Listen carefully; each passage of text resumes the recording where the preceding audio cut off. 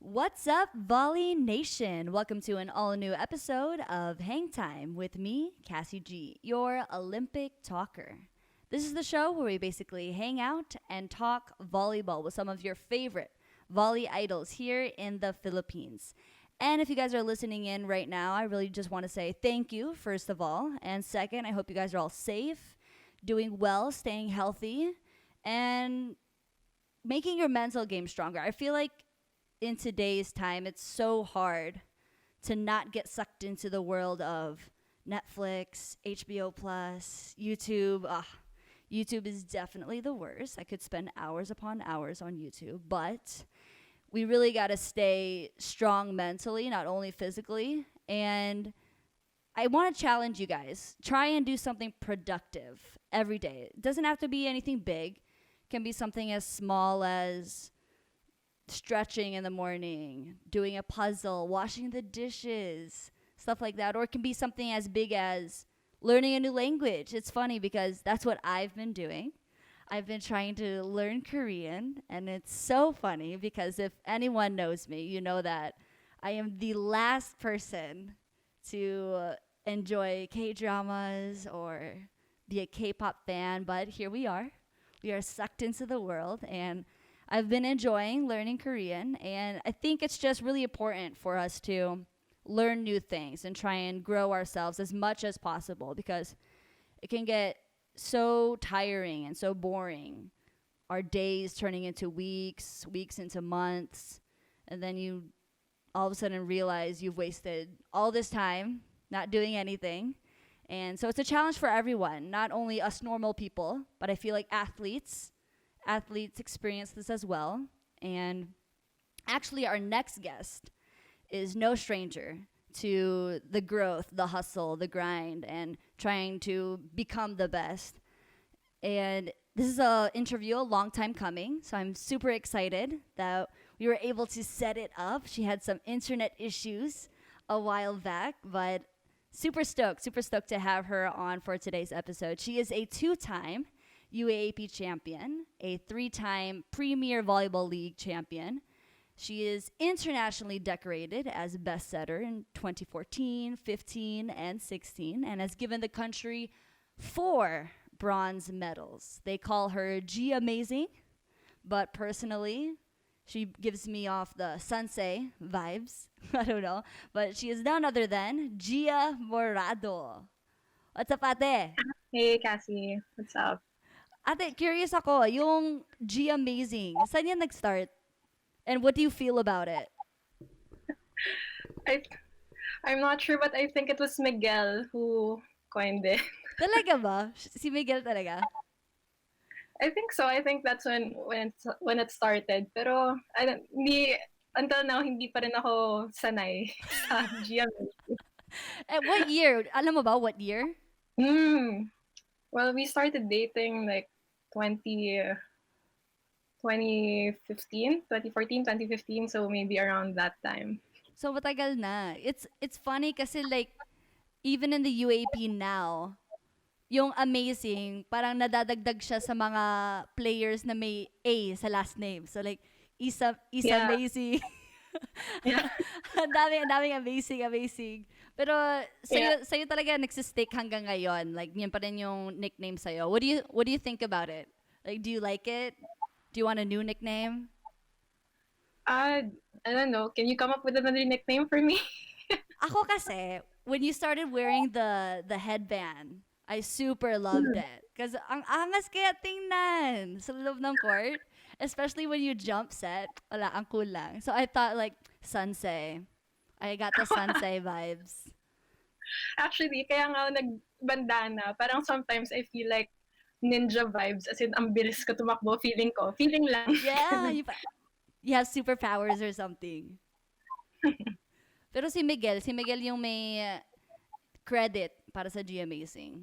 Love it. Yeah, credit to him. What year were you in college no 2015? Second year. Second year. Wow, Or wait lang. Parang ang bata mo pa pala, no? Kasi ako wait pumasok. lang. How old did you think I was? Akala ko ka-age mo like sila Ate Lai. I know she's older than me. Oo nga, Like no? we, I'm just realizing na batch mo nga si Mitch. So, you're super young nga. Kasi ako, pumasok ako UST 2015. So you're 22? 23? 25. 25 ka na? Oh, Ano ba to? Kala ko bata. Okay. Weird. Okay. ano na kasi? Sige, bata ka pa. Lagyan na natin. Nako. But well, Ate Gia, I talked earlier about in the intro about improving and trying to stay sane. So what have you been doing besides like working out to like try and cope with everything that's happening? Mm, well, at first I just really worked out. I tried other exercises like yoga. I tried Taibo with my family, Wait, what's that? Zumba. Taibo, as in para siyang Zumba na boxing. Oh, okay. Boxing. It's actually pretty fun and grabe rin yung pawis namin doon. But after that, we had yung fundraising. Miguel encouraged me to do that also, so he was my partner in that. And then right now, I'm I'm just trying to take online courses, trying things, and finding other ways to be productive. Kasi ang hirap kung puro like what you said, like puro Netflix lang or YouTube. Although it's fun to catch up on the series. Pero syempre, you wanna exercise the brain also every now and then. Exactly. Pero what kind of online courses have you been looking at? Ano yung mga trip mo? Well, I'm looking for things related to my course, related to psych. Kasi it's been, what, 3 years since I graduated psych. So, yeah, 3 years since I practiced or studied it. So, I want to refresh also yung mga natutunan ko back then. And then, maybe later on, I'll try other online courses naman na hindi ko pa na expose sarili ko. Yeah. And nakakamiss maging estudyante, no? Parang pinaka nakakamiss yung may schedule ka. Yeah, it's true. Or at least yung daily ka nagiging product. Yun din yung hinahanap ko ngayon. Parang lahat tayo. Yung daily may ginagawa ka. Ay. Pero, honestly, I'm kind of happy that I graduated this past year kasi di ko alam if kakayanin ko yung online classes. Piling ko, Yeah. galit lang ako. Yeah, actually my brother is taking online classes now. He's on his last year in Ateneo and iba daw talaga yung load. Iba yung load nila, it's harder kasi parang in school he only spends like 3 hours on a subject and then now it's the whole day. Kasi you're just at home. So I don't know. Right. I'm glad I don't have to go through it, but at the same time, Totoo, totoo. But so you studied psych. Did you ever think na you wanted to get into like sports psych? Like become a sports psychologist? yeah, I think there was a time that I considered being a sports psych. Actually, I went into psych because I wanted it as my pre-med. Ah, I I see. wanted to be a doctor, but like midway through college, my plans changed. So I think that's what's good about psych naman. Parang it's pretty flexible. It can apply sa medicine. It can apply anywhere kasi it relates to people and people are everywhere. So ngayon mas nagagamit ko siya with my team or sa volleyball. And works well naman for me kahit pa paano. We train like twice a week and doon na rin kami nagka-catch up or nagkakamustahan. So I think that's what's keeping us sane right now. At least nakakapag-workout pa ng sabay-sabay. But I mean, what has been your biggest struggle so far? Sa during the pandemic muna tayo. Ano yung pinaka bigat? I think yung ano talaga, yung I'm not seeing the people I'm used to seeing kasi although I'm happy I get to spend more time with my family now, everyone's at home. Pero parang playing in a team sport, I'm sure you can relate na it's so hard practicing the passion, practicing volleyball without your teammates kasi what's volleyball without teammates, right? So yung training, although we keep at it thrice a week, it's really not the same as when you're on the court. And this is the longest I haven't played. I started playing, grade 5? And ngayon lang ako ganito katagal nakatenga. As in, Grabe. it's really new for me. Yeah. But yung you mentioned kasi yung ano, yung series. What series are you into right now? Hmm. I started watching Honestly. Haikyuu. Oh, okay. As in, I've been judged by my friends kasi ngayon lang ako nag-start mag-watch ng Haikyuu. Disclaimer, I've never watched it either, so okay like Okay, it's okay. No judgment here. that. But it's fun. Haikyuu's fun. As in, hindi ko alam kung bakit ang tagal bago ko siya pinanood. It's pretty accurate, like technically accurate. Also, like I've experienced training in Japan. So kung ano yung nasa anime, ganun din yung nasa Japan kami. So nakakatuwa naman din. Okay, pero wait. Kasi I watched the first episode, di ba? So, there's this scene where sinet yung bola, pero tumaplis. So, he was gonna set it open, pero napunta sa likod. So, itong ano pangalan ng bida? Hinata. Okay, so si Bida, nandito sa open, di ba? Tapos dahil tumaplis, nakapagtakbo siya. Ganda sa Nag-running siya na sobrang bilis. Tapos nag-running siya. Sorry. Sobrang bilis niya. Sana all ganyan kabilis. Okay, but on a serious note, Ate Gia, I really wanted to make this interview more parang in-depth. So like getting to know you more on like technical side and also on the personal side. So looking back at your entire career of volleyball, everyone talks about like the struggles. Oh, you have to give up so much if you want to be the best. You have to sacrifice this and that. But in all of your years, we kind of have to wait or sometimes seek opportunities. So, Yeah. sa'yo, did the opportunities make themselves super obvious sa'yo, or did you really have to find them yourself? No, I don't think they were obvious ever for me kasi ako kasi naniniwala ako na you reap what you sow. So, I'd like to believe na the opportunities I was blessed with came from the time, energy, and the chances I took. And I also know na my parents invested a lot of time, effort, and love in us. Kaya we are where we are now. So, no, they weren't ever obvious for me. Although, volleyball proved to be an opportunity for me. It opened so many more opportunities for me. But actually, at first, I didn't want anything to do with it. I didn't want to play volleyball. I wanted to play basketball. Pero by the time na we were allowed to join the varsity, na-dissolve yung. So they asked me if I wanted to try out volleyball. And although it was fun for me, like I played with my friends in the park ng volleyball. It was fun, but it was way out of my comfort zone. I didn't think I would play competitively in that sport. But yeah, I tried it out. I had to put in a lot of hard work into it. It wasn't easy for me. But I kept at it. I got hooked. Kasi, it was really not in my plan. Pero that was how we were raised by my parents na whatever we choose to do with our time, we do it in the best way we can. So most especially in the little things. So yun yung process for me. So was it only because basketball was dissolved? Yun talaga kaya ka tumutok sa volleyball? Yeah, I feel like if we still had the basketball team, I would have gone basketball. Kasi that was my first sport. That was what my dad taught me. And actually, feeling ko, kung hindi ako nag-basketball, iba ako mag-set ngayon.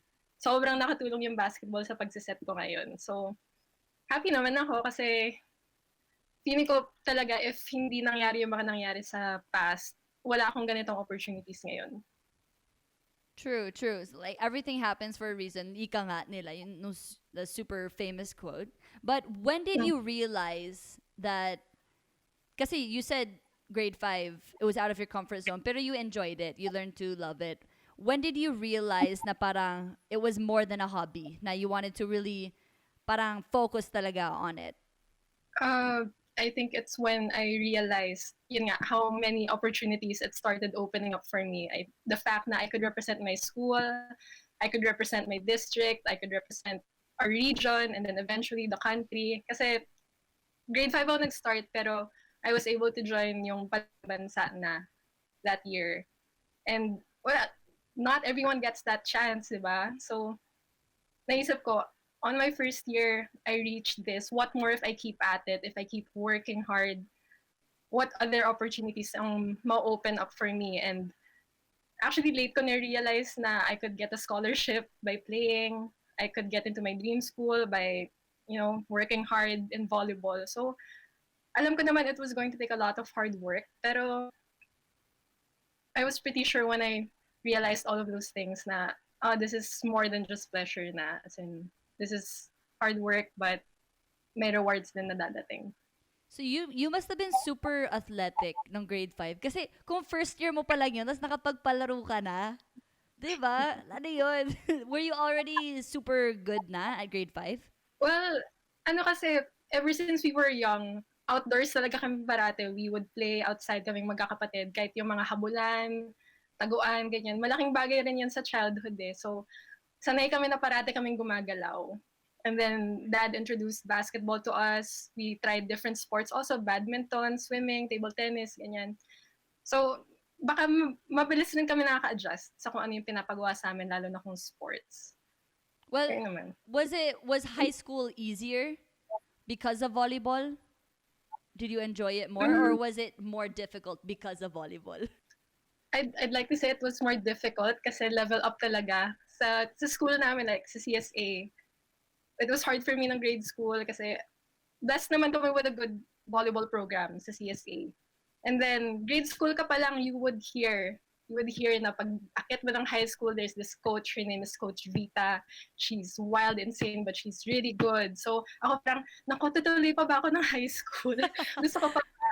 And then, yun nga, I tried it out kasi nauna rin naman yung sister ko mag-high school. Tapos sabi niya, kaya mo to. And then, I tried it. Mas challenging siya, syempre. Kasi level up talaga ng skills, level up ng training. As in, I thought that would be the hardest training in my life. And then I met Coach Tai. So, May sequel. yes, may sequel. But was your goal in high school always to join the UAP? Hindi kaagad. Kasi when I started playing grade school, I didn't think I would play in high school. Tapos when I played in high school, I didn't think I would play in college. Wow, so you were really doubting yourself every step of the way. No, I wasn't doubting naman. Pero it was like, focused ako sa ngayon. Okay, gets. Parang ganun, mas focused ako sa process. Tapos kung may dumating man, I'd take it. Pero mas gusto ko talaga mag-focus sa ginagawa ko at present time. Okay. And nag-pay off naman, thankfully. Yeah, but what made you say yes to continuing your volleyball career sa UAP?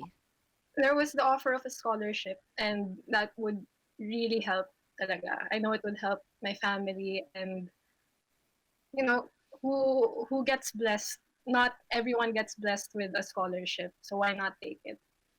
Especially if you're doing it, if you got it doing something you love. Diba, parang gift na yan ni God talaga. Yeah. But, ibig sabihin, you weren't aware kaagad na may scholarship sa UAP during high school? Meron naman. Like, I was aware na may scholarship.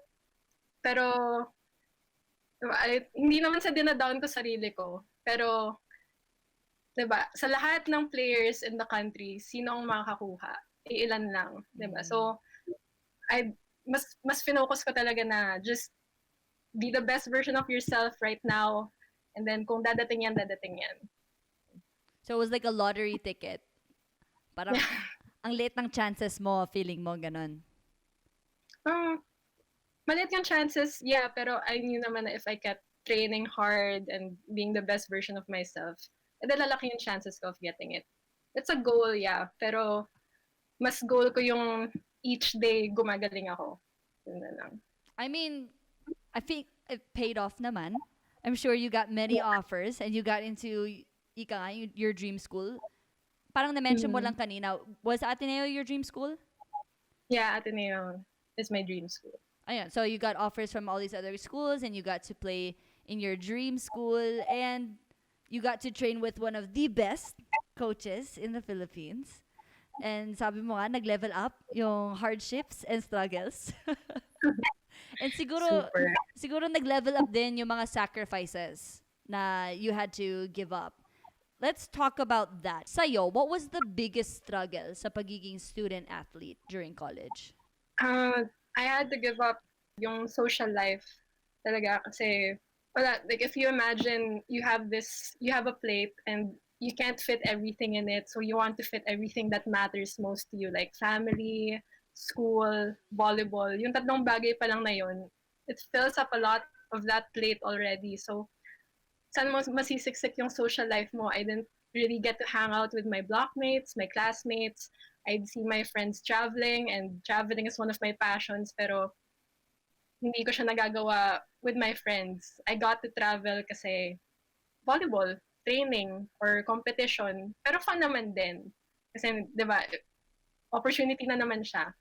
But at the same time, syempre, I was, my friends were doing things na I wasn't able to do because of volleyball. Pero thinking about it talaga, mas gusto kong iba yung perspective. Mas gusto ko isipin na I was getting to do things that my friends aren't able to do because I'm playing volleyball. So that's like a better way to look at it. And it got me through a lot of hardships and, you know, yung mga ganyang feeling ng iba, regrets yan ng athletes na they sacrifice a lot to play their sport. But at the end of the day, we got more from the sport because we made the sacrifices talaga. Parang it's a tie. You look at others and you see what you could be doing, pero they're also looking at you and seeing what they could have achieved if they did the same thing you did. Parang everyone has their own unique perspectives and everyone has their own lives and different opportunities. I think that's what's really important is you realize the opportunities that you have. And sa'yo, you really saw volleyball as the avenue to all the different opportunities. And sa lahat ng nakuha mo from the sport, what was the highlight? What was the when it happened you were like, yes, finally. It's kind of hard to answer. Madami eh, madami. Marami. It's hard to pinpoint any eh. Pero I think right now, if I had to choose one thing na it took a while for me to realize na ito pala yung pinaka mabibigay sa aking purpose talaga is kung hindi ako nag-volleyball, I don't think I would be granted this platform to influence the next generation. Kasi sa ngayon, nandun yung heart ko. Parang when I started playing volleyball, it was all about me, about improving myself and getting better to be the best version of myself. But it was all about me. Pero as time passed, parang na-realize ko na mas fulfilling pala to be doing this for other people. So eventually, parang I realized I wanted to be better, to train harder para sa teammates ko, para matulungan ko yung team ko. And then after that, parang kulang pa rin siya para sa akin. So that's where it brought me to realize na I'm playing this, I'm on this path kasi I have the power to influence the next generation din naman. Diba? So I don't know, parang I think sobrang saya ko ngayon. Hindi ko ma-explain talaga. Hindi ko ma-explain. Happy ka lang, happy. Happy lang talaga ako kasi I'm not sure if you heard yung Solid 7 nga na it's actually yung heart ko na nabubuhay talaga na nandyan na kasi feeling ko ang tagal ko nang frustrated na kung paano ba ako tutulong sa next generation, paano ba ako makakaano to build the paano ko sport. magagamit yung volleyball to help the next generation, and Solid 7 made that happen because I was able to find the best people to partner with and yun nga, wala lang. Yeah, and it's doing super good. I see it all the time on Twitter. And honestly, your merch is top tier. Ang ganda. Oh, really? Ang ganda ng merch niyo. I love it. I need to buy one. That's my favorite. Huh? Which one? The hoodie is my favorite. Yes, the tie-dye hoodie is so nice. Si Ate Yeah. Carla yung nag-model nun, no? Yeah, yeah. Aray, shoutout sa'yo, Ate Carla. But parang ang ganda nga nung that you were able to realize that because I feel like so many people aren't able to realize those stuff about themselves. Like yung reflection, mahirap para sa ibang tao eh. Pero when did you realize that or start realizing that? Recently lang ba? Ano din, it was in my last year of UAAP. 20, summer of 2016. Kasi 2017 ako nag-graduate. And what So, triggered it? What triggered it? I don't want to call it like a quarter life crisis naman. Pero parang I was questioning why I was on this path, why I was playing volleyball, and what am I doing it for? Kasi yun nga, in the early years of my career, parang I could get by just thinking na I just want to train, I just want to get better. Okay na yun sa akin. But then I reached the point na parang kulang. Hindi yun enough for me. That's not enough of a why for me to stay with volleyball. So what's the real purpose why I'm here? And sumakto siya na I had my immersion, I had my seniors retreat when I was having that. So that's why I said earlier na I found it more fulfilling to be doing this for other people na at this point. Kasi Kasi na-realize mo, you had the goal of becoming better, improving yourself, pero you were already doing that, tapos hindi pa rin sapat.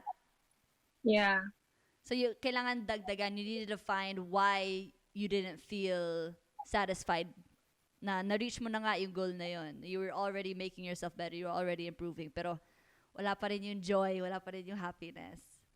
yeah, exactly. But that's super cool, and more power to you. All of your projects, even the every little bit counts. Yung mga seasonal, seasonal. Mga seasonal mong ginagawa besides Solid 7 and more support, more support. But yung idea of parang bringing up the next generation, what do you hope to give them? Ano yung talagang goal mong mabibigay sa kanila? Like yung skill, what is it, the love for the game, ano ba? I think the love for the game is there. It's very present. But I came from a school with a good sports program.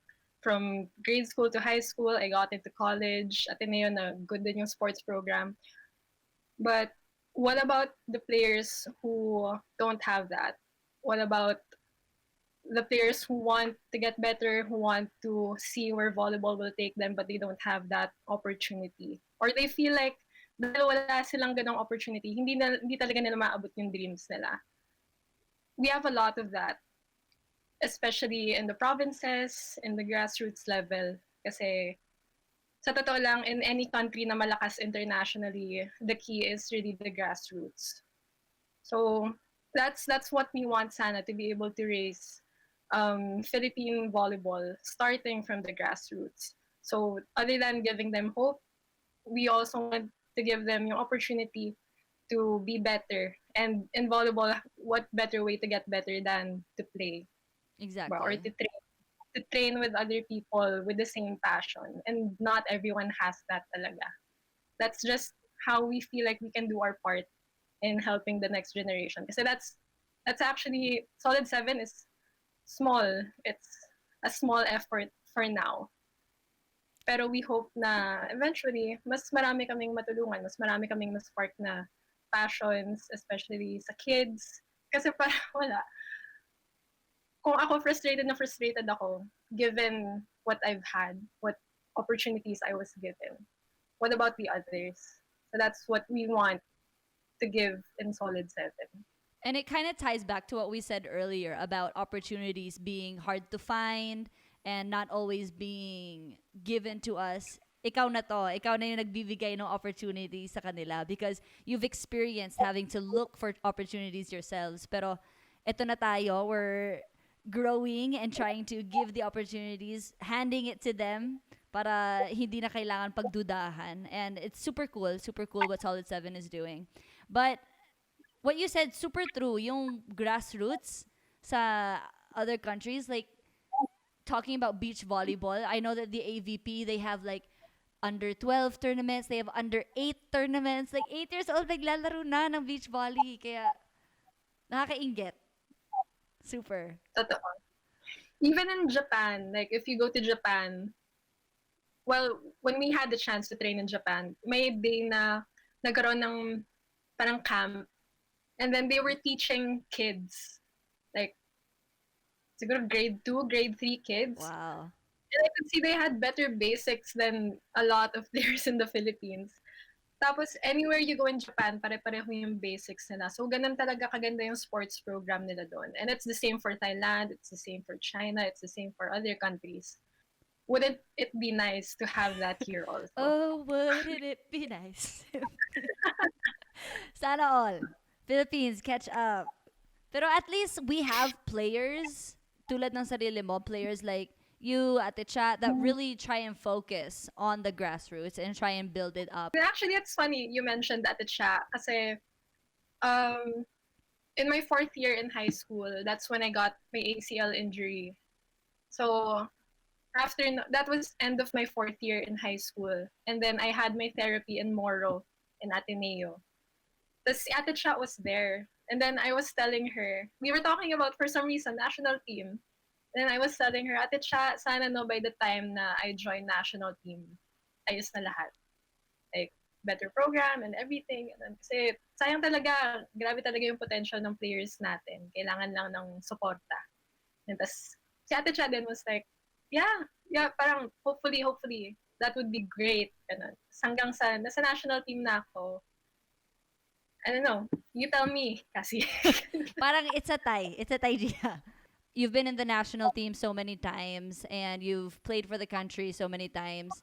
Does it get frustrating having to go through the same process over and over again? Like I know it's super empowering. It makes you super proud to wear the flag and play for the country. But what's your first reaction when they say, "Okay, may tryouts for national team"? What's your first reaction? Go. Tryout Go na to the naman. But with all of the struggles that you've had, you mentioned nga yung ACL. What type of person are you during crisis? So you got injured and you for sure that's tough mentally. Pero what type of person are you when handling it? Mm, well, for sure, sobrang dami kong na-experience na hardships and crisis sa pong volleyball career ko. But when I do, I really want to process everything. As in, starting with just taking maybe a minute or like a few days to examine what are the things that I can and cannot control. And from there, I really don't want to waste too much time or effort thinking about things that have already happened and the things that I can't take back. So, kunwari, like what you said, na-injure ako, or kunwari, natalo kami sa laro, you learn things from that, but I want to give more time and effort to thinking about what are my next steps with the things that I can control. So, if I have to put it in volleyball terms, diba, I'm a setter, right? So, most, if not all, of the second balls dapat sa akin. And that's regardless if the receive is perfect or not. So, if someone receives the ball and it comes to me perfectly, and ang dali ng buhay, bibigay ko na lang sa spiker. But if someone receives the ball and medyo kailangan pabulin ng onte, well, automatic yung papasok sa utak ko is, how do I maximize this ball? Who do I set this to? Or Gia, move faster. I don't want to waste time and effort thinking or even saying na, ano ba yan? Bakit kasi ganyan receive mo? Kasi tapos na yun, diba? Nangyari na, na-receive na. So, what do I do next to be able to maximize that situation and make the best out of it? So, that's what I do with the hardships outside volleyball din naman. I just want to put time and energy into things that I can control kasi it's much less stressful. So, same with, yung frustrations about yung potential ng Philippine volleyball talaga. I think I have more control with what we do in Solid 7 and what we're doing with the grassroots level. So you're trying to focus on what you can do instead of saying, why can't I do this? It's- Yeah. You're asking the right questions. And I feel like everyone can learn from that because I feel like everyone has the save the world kind of mindset. I want to save the world. I want to do the right thing. Pero you can't do everything.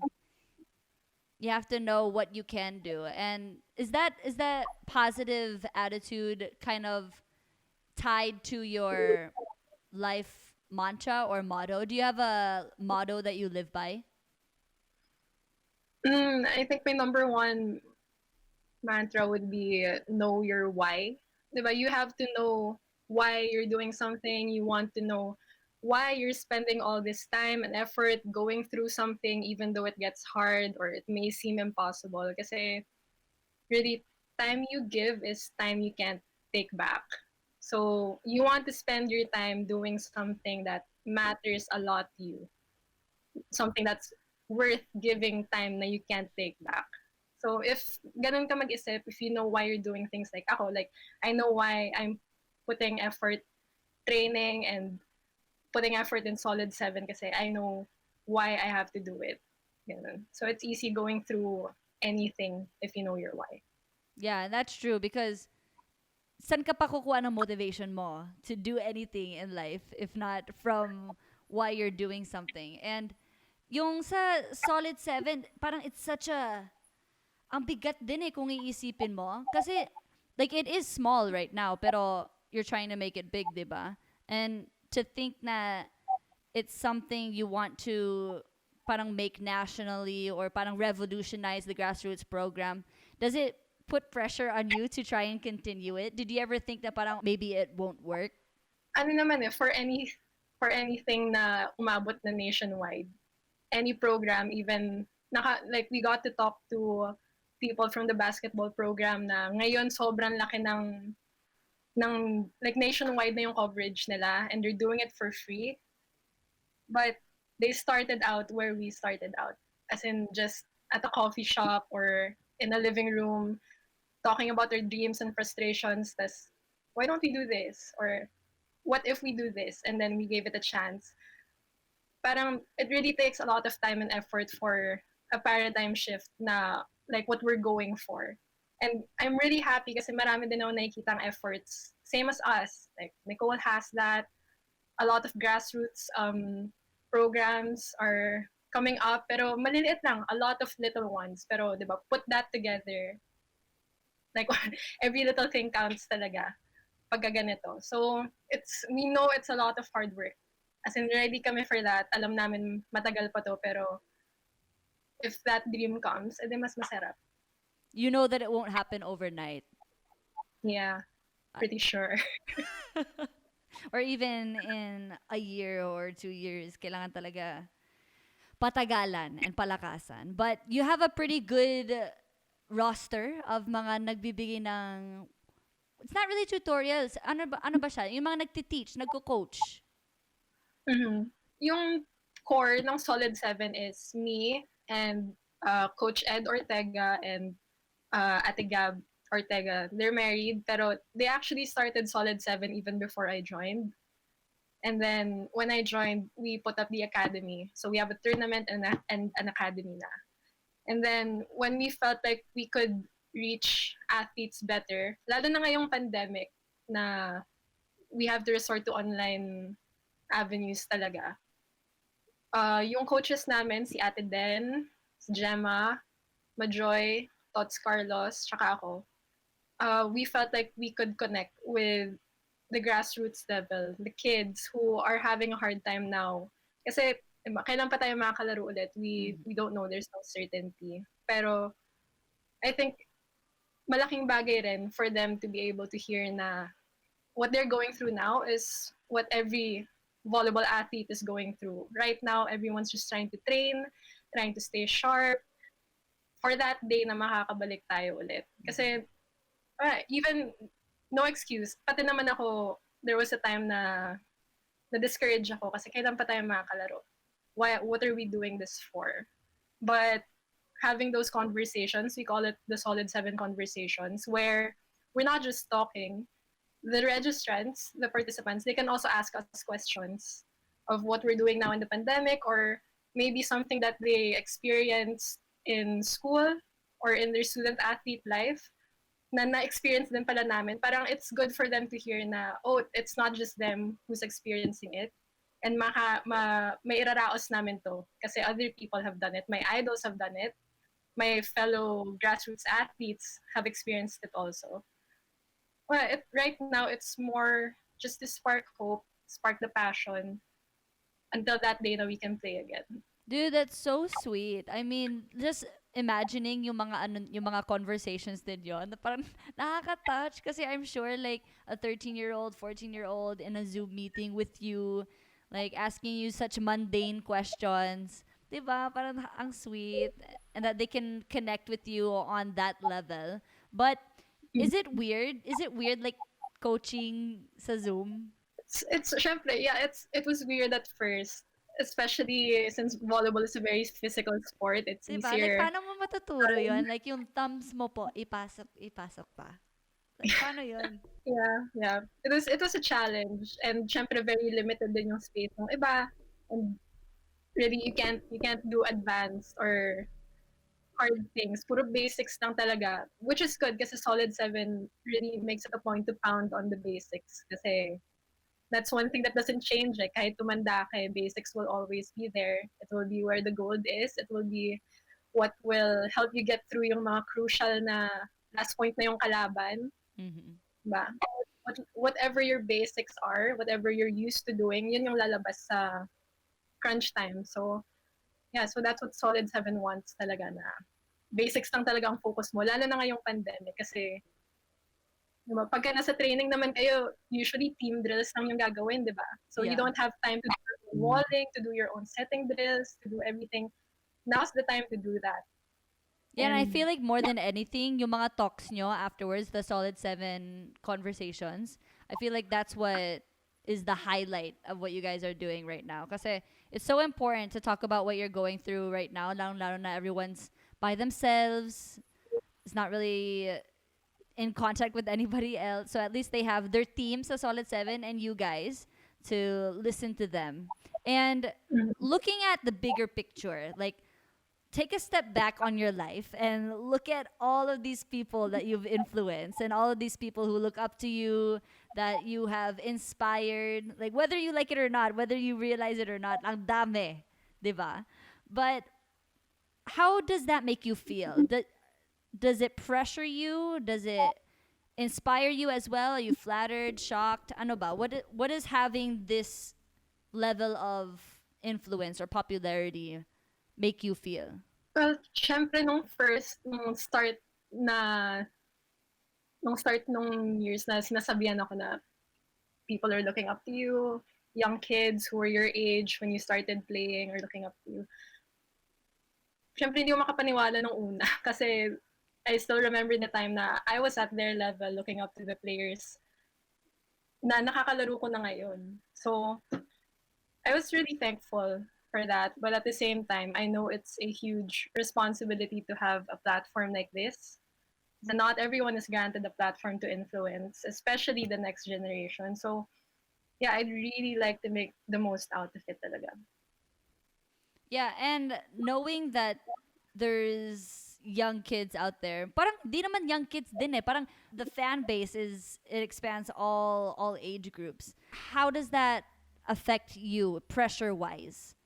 Do you think of it that way na parang oh, kailangan kong galingan kasi if makita akong hindi top level, baka ma-down sila. Like, do you ever think about the fans when you're playing or hindi naman? Hindi naman. Kasi I know na when I play my best, when I'm focused at what I'm doing, that's when I'm able to inspire more. Diba? Kasi like my mindset is always just be the best version of myself. Like I don't have to be the best in the world. Basta every day I try to be the best version of myself. Parang palagi may ranking eh, especially sa UAP. Like, who is the best? Parang the best is always so important to know, 'di ba? Pero when did you realize that parang you were in that bunch? You're in the bunch na parang pang national team. You're in the bunch na parang some of the greats. what age or what year did you realize that? When did I join the national team? Uh, Siguro my first SEA Games was in my second year college. Uh, Was it weird for you, like when your first ever na mapunta ka sa national team? What was the feeling like? it was great. It was great. As in, I didn't expect to make the national team in my second year in college. I thought if ever it would be much later than that pa. Pero ano naman, hindi naman ako sobrang na-pressure or na-starstruck or anything. I just knew na, okay, so what I've been doing got me here now. So maybe if I work even harder, mas marami pa akong maabot, mas mataas pa yung ma-achieve ko. I feel like your mental game is so strong din talaga eh. I feel like that's what sets you apart from many of the other players. Kasi volleyball is so complex, 'di ba?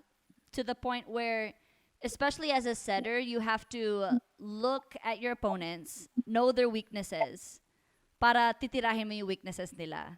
Does it ever does it ever drain you mentally? Like palagi ka nag-iisip, you're always trying to find the weaknesses and really target them. No, actually, that's what pushes me to play more. That's what pushes me to try and be better. Kasi, 'di ba, yung fulfillment na makagawa ako ng play na isa lang yung blocker ng spikers ko. Sobrang laking bagay na nun sa akin. As in, I know my role is not to score. So every time I give my teammates the best chance to score, that keeps me up at night talaga. As in, I can watch replays over and over again. Kasi dun ko nakuha yung fulfillment ko din when I play. But syempre, having to having to study yung kalaban kasi you can't give the best opportunities for your spikers without studying your opponent kasi volleyball is more than physical stuff. It's a mind game. It's preparation. You don't go into battle without studying your opponent. And I don't know, I think sobrang lumaki talaga ako na gusto kong iniisip ko lahat at wala. Wala talaga akong ibang masabi ano, Sarap ng feeling. kundi masarap yung feeling ako. But how much of your time was spent on studying actually? Like, did you know each spiker of each team kung ano talaga yung mga tendencies nila? How much did you study? Well, kasi ever since I started playing ng grade 5, I always watch videos. I always watch yung games ko. So that time, syempre, hindi pa naman uso nun yung scouting ng kalaban eh. Kasi hindi Yeah. pa ganun ka complex yung playing level. So, yung sarili ko inaaral ko. Hanggang sa college na, 'di ba, UAAP, 8 schools lang kayo. So, pare-pareho yung kalaban mo. So, maaaral mo yung patterns nila, maaaral mo yung weaknesses and strengths nila, and then you're able, as a setter, I'm able to, plan kung anong plays ang magagawa at this rotation, kung anong mga dapat hindi gawin pag ito yung nasa harapan. Parang adrenaline rush yun para sa akin na na-figure out ko yung kalaban just by watching videos and maximizing yung strengths ng teammates ko rin. Depende sa situation na nasa court. Kasi 'di ba, parang as a setter, I only have like a split second to decide kung kanino ko ibibigay. Pagka nagawa ko yung tamang play, wala. Sobrang proud moment na yun para sa akin. Kaya hindi ako yung nakascore. Syempre kasi yun lang talaga yung makontribute mo eh. Like, setters aren't supposed to score. So, if you can do anything to help your spikers or make their lives easier, yun yung score mo. Yun yung gift mo sa kanila. So, Yeah. it's really hard to know how you think or how the Jia Amazing Morado processes during a game.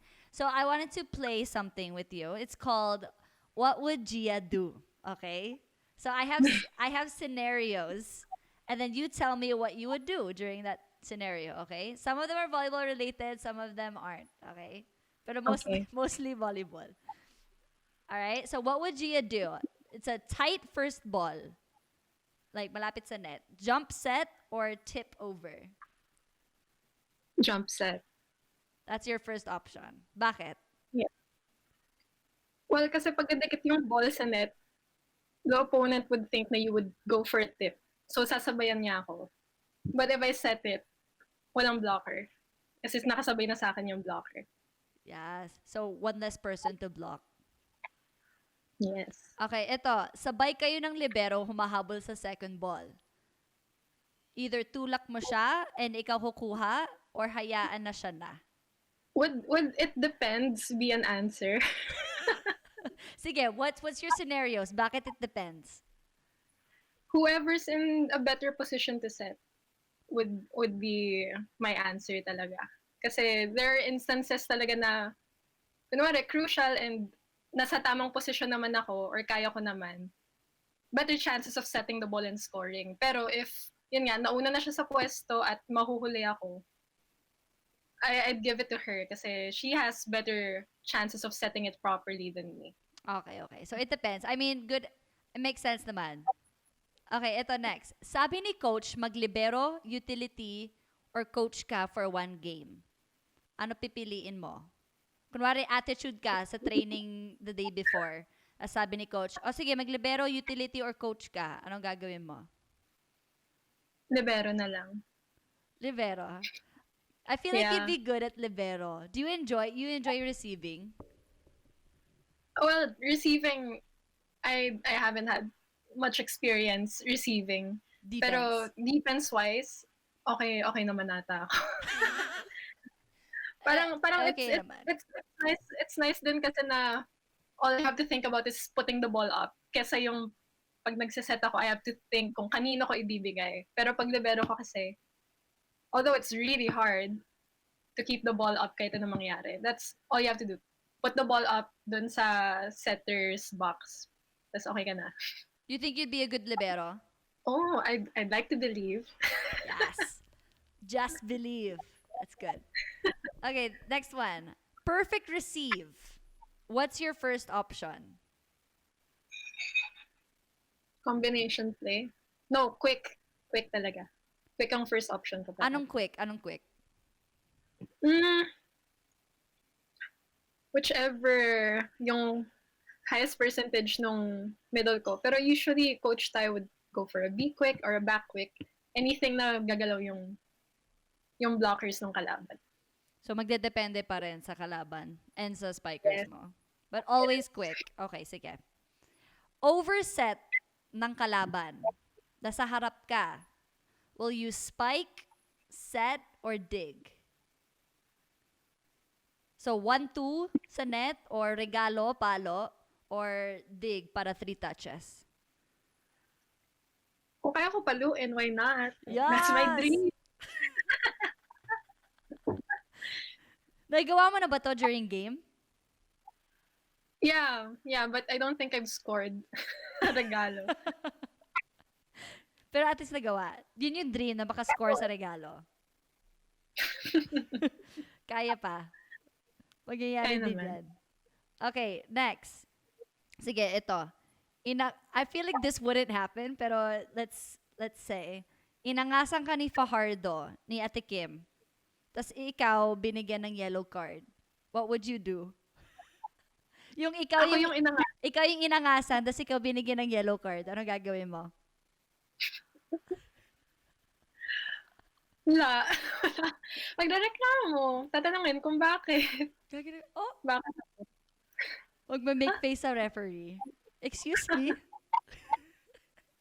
Wala, hindi ako masyado I don't like wasting energy na nakikipag-away sa referee. Babawi ko na lang sa next point. Kahit binigyan ka ng yellow card na wala kang ginawa?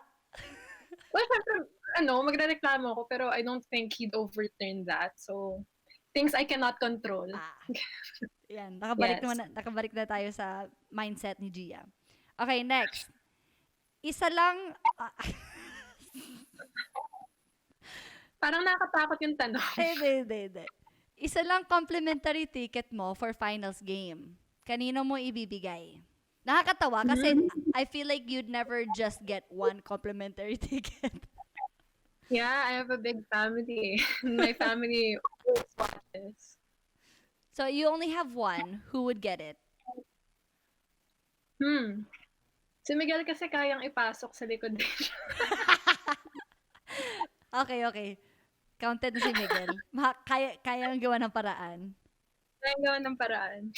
Tatayo siya dun sa dugout. Pero yung complete ticket, kanina yung complete ticket.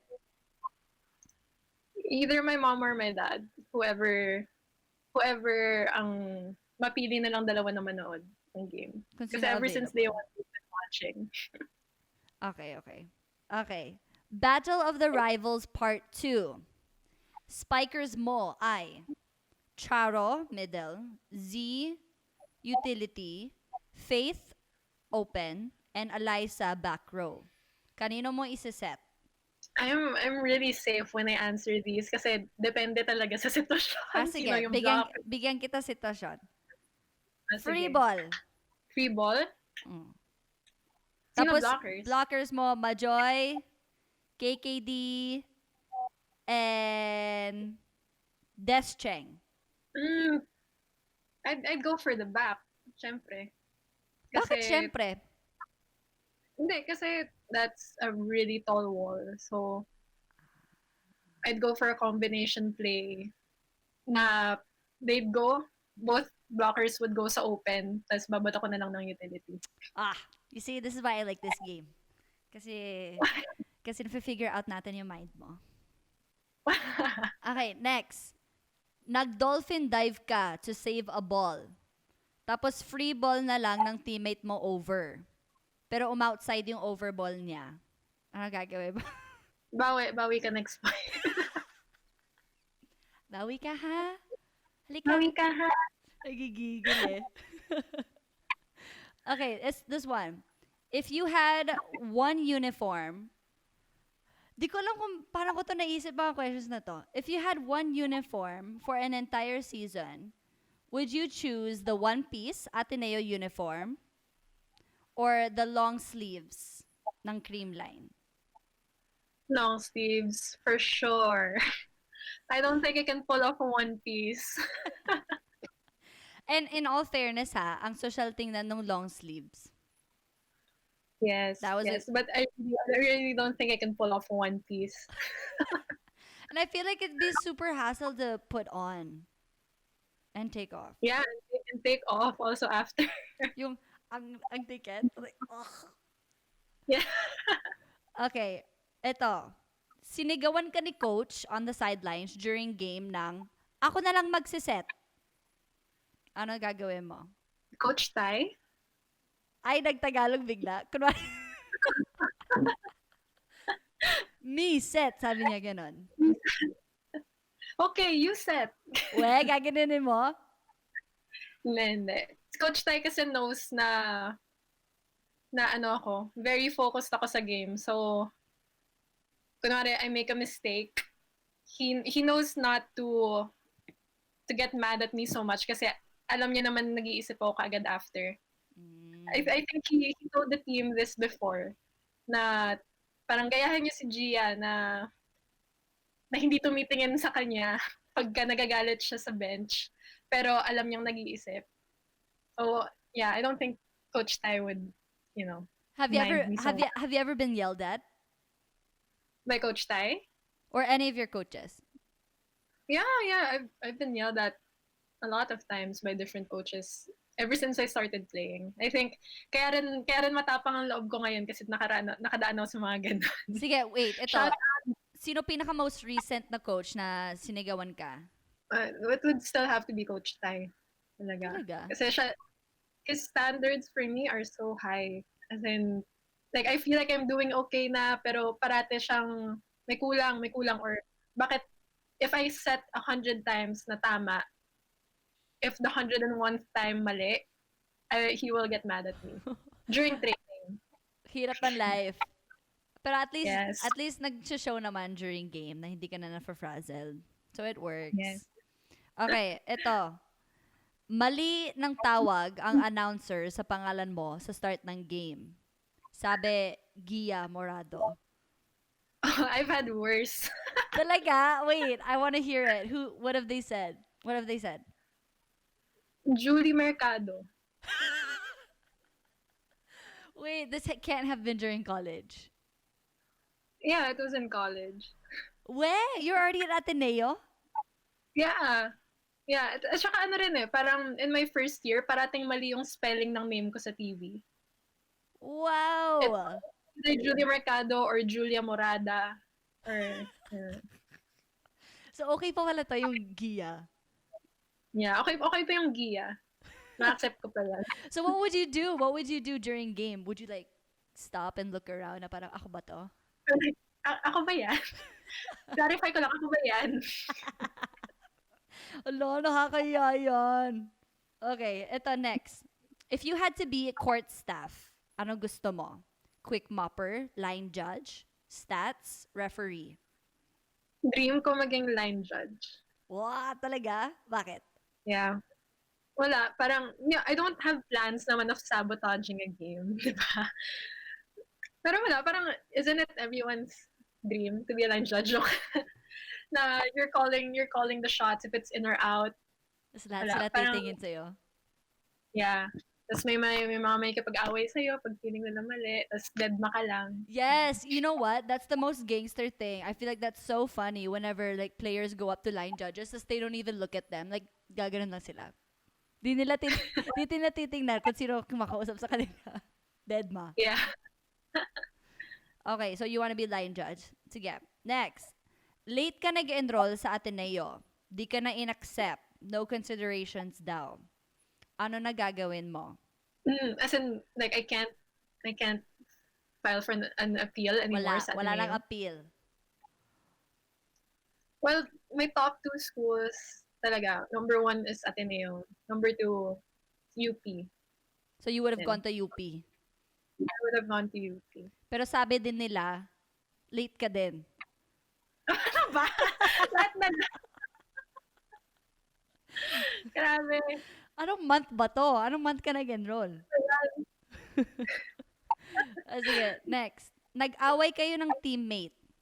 Paano mo ipapakita na di ka happy sa kanya? Lahat ng sets sa kanya ko ibibigay. Oh. Attitude. Hanggang diba? Gusto na hanggang mapagod siya. Usually, baliktad. Di ka bibigyan ng sets. Pero sa'yo, if you're mad at them, sa kanila lang. That's smart though. Para wala din sila masabi afterwards. Bakit? Binigyan kita ng chance. Oo. Okay. Puno na kamay mo paglabas ng MOA Arena. May 2 fans na nag-aabot sa'yo ng gift. Yung isa, yama cake. Yung isa, crispy pata. Ano kukunin mo? Ano to, Kas? Ba't ka nagtatanong ng ganito? Yama cake or crispy pata? Yeah. Wow. That's so hard. Because I'd go for both. Isa lang mabubuhat mo. Yama cake.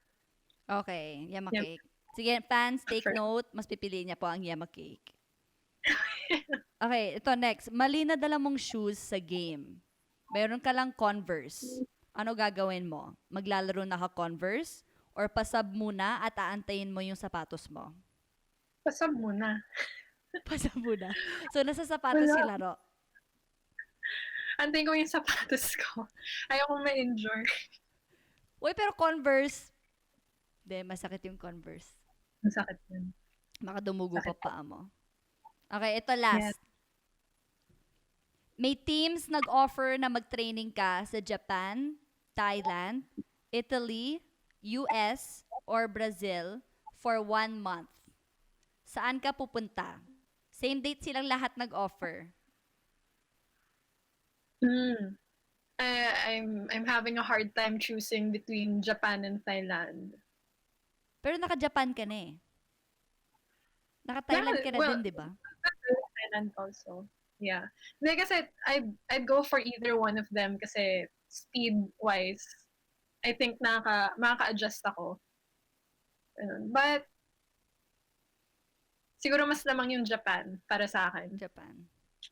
Yeah, you've talked Yes. about Japan a lot and how you admire their grassroots and development. Pero who is your ultimate idol? Parang nabasa ko siya before, pero Do you have one outside of volleyball, like maybe a celebrity or someone personal? Do you have someone other than Nutsara? Siyempre, alam naman natin My lahat si Nutsara yung idol mo eh. Yes, Nitsaras my volleyball idol, ultimate volleyball idol talaga. But other than her, I don't have any celebrity idols. Ay, ano, pero binibiro ko na celebrity ang mom ko. Yes, that's She so will, sweet. yeah, she will always be my number one idol talaga outside of volleyball. Tear. Yes. But how much of your life is volleyball? Seryoso ulit tayo. How much of your life do you think is volleyball? Like, if I have to give percent, ganun. Yeah, give percent. Mm, I think it would be like 70%, 75% volleyball. Yeah. And has it always been like that? Or parang padagdag ng padagdag every year? Padagdag ng padagdag kasi when I started playing, diba, it came from a hobby and then napasok na siya sa schedule ko when I became a student athlete. So every day it's studies and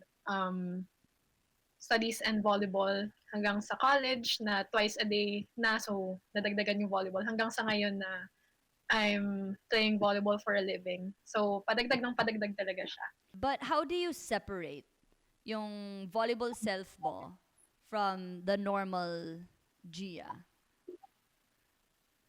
That's actually hard for me to do kasi it's not just yung physical lang naman na nag-improve sa akin sa volleyball eh. It's also how I, like what you asked, how I treat yung mga hardships ko that are outside of volleyball, how I manage my time, how I try to be productive, how I'm able to multitask. Sa totoo lang, baka more than 75% ang volleyball talaga sa akin. Kasi everything I am now happened because of volleyball. So it's intertwined. Yeah, so, I don't know. Kahit yung pagpili ko ng Netflix series, volleyball-related pa rin. Diba? IQ pa din eh. But what's the new goal? Ito na. You always set, parang we're always setting new goals for ourselves. We're always evolving, changing. But what's the new goal for you? In volleyball and in life? In volleyball, it's really to find more ways, or keep doing solid 7 until we go for a paradigm shift and help raise the level of volleyball in the Philippines in our own small way. Yun, nandun yung heart ko ngayon when it comes to the goals I've placed for volleyball. Syempre, training pa rin, keep working hard for Creamline and for my teammates. Pero I've found a bigger purpose in solid 7 talaga. And I want to hold on to that until, I don't know until when I'm going to play. Pero right now, that's my biggest goal.